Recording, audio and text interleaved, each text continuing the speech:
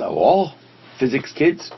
This is another episode where we're trying to figure out how, using Planck's constant, h, how to get wavelength out of that. So we remember the basic Planck's constant formula, that energy of an incoming photon is equal to this number, this constant called Planck's constant, times its frequency. Okay.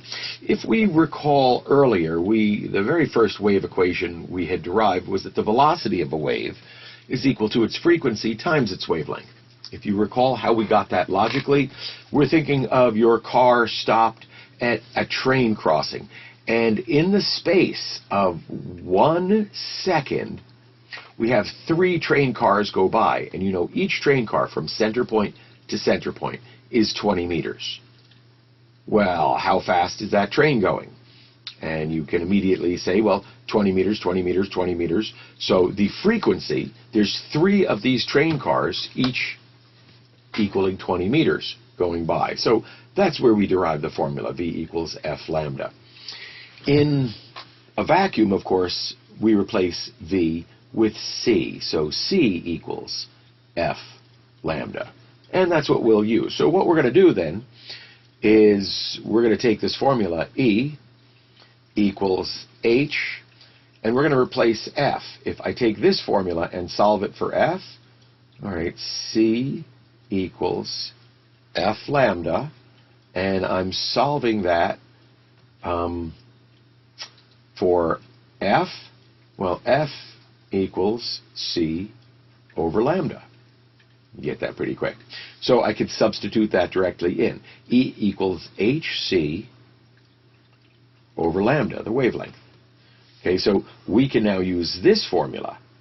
And a standard Regents question is a blue light photon has a wavelength of 4.8 times 10 to the minus 7th meters.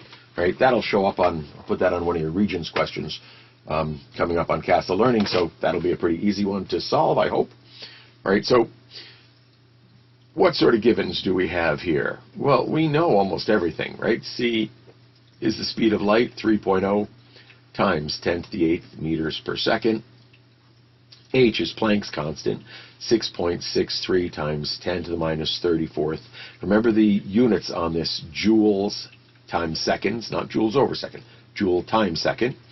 And we have a wavelength then of 4.80 times 10 to the minus 7th meters. Right? And what we seek is the energy. The energy, of course, is going to be in joules. Right? So the formula then, E equals hc over lambda.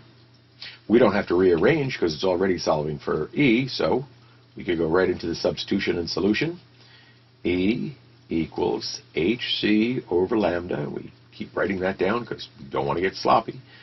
So use a lot of parentheses with these big numbers. They kind of help. 6.63 times 10 to the minus 34th is Planck's constant. That's H. C is 3.0 times 10 to the 8th meters over seconds. Oh, and did I forget units in? Yeah. So times 10 to the minus 4 joule seconds. Don't forget your units. Thank you for those of you who pointed that out to me.